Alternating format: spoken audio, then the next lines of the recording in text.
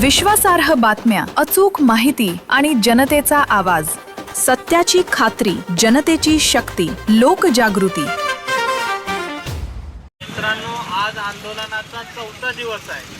सध्याला नगराध्यक्ष असतील किंवा इतर प्रतिनिधी यांनी सध्या 4 दिवसात एकदाही भेट दिलेली नाही.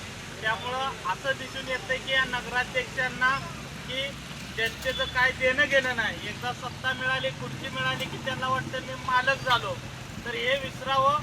आणि सरांनी जसं सांगितलं की आता 200 कोटीचं जे टेंडर होतं त्याच्यात जीवन आणि जीवचा थर पाहिजे होता. त्या पाईपलाईनच्या खाली जो मऊ मातीचा थर असतो आणि PCC असतं ते दोन न करता डायरेक्ट यांनी पाईपा टाकलेत.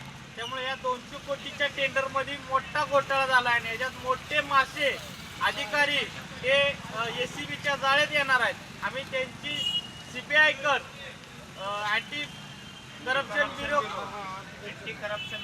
यांच्याकडं चौकशी लावून सदरच्या यांना आम्ही पकडून देणार आहे. धन्यवाद.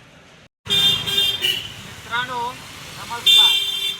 सांगोला नगरपालिकेमध्ये ज्या पाईपलाईनीचं जे कॉन्ट्रॅक्ट आहे त्याच्यामध्ये सुद्धा घोटाळा आहे. आज ज्या गटारीच्या पाईपा हे केल्या होत्या त्यामध्ये जीवन आणि जितूचा थर असतो, खाली मातीचा थर असतो. या नगरपालिकेच्या जे ठेकेदारानं आणि नगरपालिकेच्या COनं काय केलेलं आहे, त्या ज्या खालच्या ज्या पाईपा आहेत मातीचा खाली थर आहे, हा मातीचा थरच खाली त्याच्या नाही आहे. त्याच्यामध्ये करोडोचा भ्रष्टाचार आहे पूर्ण शहरामध्ये. आणि ते तुम्ही सगळे ग्रामस्थ, कर्मचारी, पत्रकार बांधव हे सगळ्यांनी मिळून आपण निश्चितीनं खणून बघायचं आहे की ह्याच्यामध्ये जीवन आणि जितूचा थर आहे का. आणि तो थर नाही, याच्यामध्ये सुद्धा मोठा भ्रष्टाचार केलेला आहे. आणि आंदोलनाचा आजचा 3रा ते 4था दिवस आहे तरी सुद्धा कोणीही इकडं आलेलं नाही. त्याच्याबद्दल मी त्यांचा निषेध करतोय आणि लवकरात लवकर न्याय भेटेल अशी आशा व्यक्त करतोय. आज आंदोलनाचा 3रा दिवस असून आरवाई गुटुगडे व रामचंद्र गुटुगडे यांच्या माध्यमातून सांगोला नगर परिषदेच्या नागरिकांना किंवा जे काही तुमच्या मागणी आहे ते तातडीनं माननीय साहेबांनी